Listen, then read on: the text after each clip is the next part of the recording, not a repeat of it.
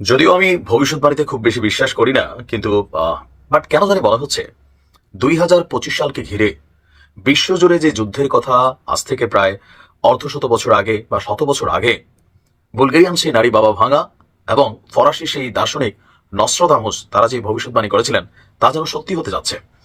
বছরের শুরুটা হয়েছিল ডোনাল্ড ট্রাম্পের হাত ধরে, আর এবার বাকি যে 16 কলা এই দক্ষিণ এশিয়াতে ভারত পাকিস্তান সেটা পূর্ণ করতেই আসলে চলছে।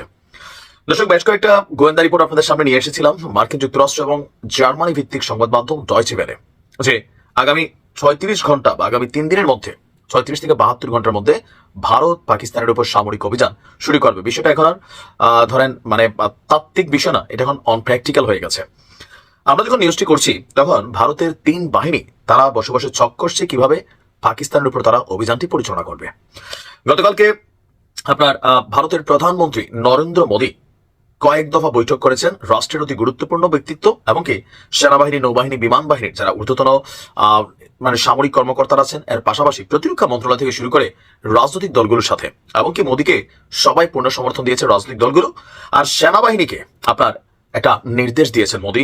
নির্দেশনাটা হচ্ছে এমন যে পেহেলগামে পর্যটকদের উপর হামলার কড়া বদলা নিতে 3 বাহিনীকে পূর্ণ স্বাধীনতা দিয়েছেন নরেন্দ্র মোদী, যে তোমরা করে দেখাও, যা খুশি করো, বাট উই ওয়ান্ট রিভেঞ্জ, প্রতিশোধ চাই। ভারতের এক উচ্চ পর্যায়ের বৈঠকে এই নির্দেশ দিয়েছেন নরেন্দ্র মোদী।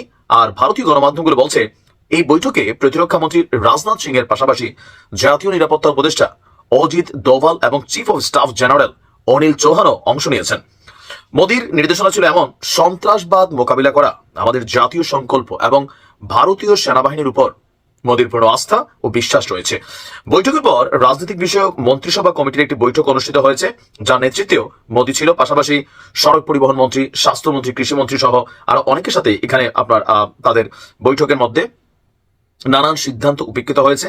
এমনকি এই হামলার পজিটিভ নেগেটিভ বৈশ্বিক সমর্থন থেকে শুরু করে সবকিছু এখন 3 বাহিনীর প্রধানকে যে নির্দেশনা দেওয়া হয়েছে এর সকল কিছু আসলে গণমাধ্যমের মাধ্যমে আমরা কিন্তু জানতে পারবো না, কারণ গণমাধ্যমকেও সেনাবাহিনী, নৌবাহিনী, বিমান বাহিনীর মুভমেন্ট ইস্যুগুলোতে যে গণমাধ্যমে ঘন ঘন নিউজ করা অথবা লাইভ ফুটেজ প্রচার করা অথবা অনেক কিছুই এগুলোর ব্যাপারে বিশেষ নির্দেশনা দেওয়া হয়েছে। এটা মেইন কারণ হচ্ছে যে ধরেন এখন ভারতের সেনাবাহিনী কি প্রস্তুতি নিচ্ছে, ভারতীয় গণমাধ্যম বা সামহাও মিডিয়ার মাধ্যমে যদি বিষয়টা সামনে আসে, অফকোর্স সেটাকে নজরদারি করবে পাকিস্তান। আর এই কারণে গণমাধ্যমের প্রতিও বিশেষ নির্দেশনা জারি করা হয়েছে, যেন যুদ্ধ সম্পর্কিত অথবা সেনা, নৌ, বিমান বাহিনীর যে কোনো কার্যকলাপ আপনার প্রচার করা নিষিদ্ধ। সো আমরা এখন থেকে কাউন্ট করতে পারি যে আগামী 72 ঘন্টা আসলে এই যে বক্তব্যগুলো আসছে, 72 ঘন্টা পরে নরকের একটা যাত্রা শুরু হতে পারে। আবার ভারত হয়তো কৌশলগত ভাবে পাকিস্তানকে ভয় দেখাচ্ছে কিনা সেটাও কেউ কেউ সন্দেহ করছেন। যেমন মার্কিন গণমাধ্যমগুলোর মধ্যে একজন নিরাপত্তা বিশ্লেষক তার বক্তব্য যে ভারত আসলে যা বলছে দিন শেষে এটা কার্যকরিতায় প্রমাণিত হবে না। কেন? মধ্যপ্রাচ্যের যে সিচুয়েশন ছিল ইরান এবং ইসরায়েলকে কেন্দ্র করে, সেটাও আরব নেতাদের হস্তক্ষেপে থেমে গেছে। সো ভারত এবং পাকিস্তানের ইস্যুতে চীন যুক্তরাষ্ট্রের যে অবস্থান, পাল্টাপাল্টি অবস্থান, তলে তলে অবস্থান, আবার অন্যান্য দেশগুলো তুরস্ক থেকে শুরু করে অনেক দেশে চাইছে যে এই অঞ্চলের জন্য বড় ধরনের কোনো সংঘাত না হয়, কারণ ভারত এবং পাকিস্তানের সাথে প্রত্যেকেরই একটা সুসম্পর্ক আছে। তো সেই সম্পর্কের খাতিরে কূটনৈতিকভাবে যুদ্ধটা নাও হতে পারে, আবার হতেও পারে। এখন ভারতের গণমাধ্যমের বক্তব্য, সেনাবাহিনীকে পূর্ণ স্বাধীনতা দিয়ে যুদ্ধের নির্দেশনা দিয়েছে নরেন্দ্র মোদী। কি ঘটবে সময় বলে দিবে। ভালো থাকুন।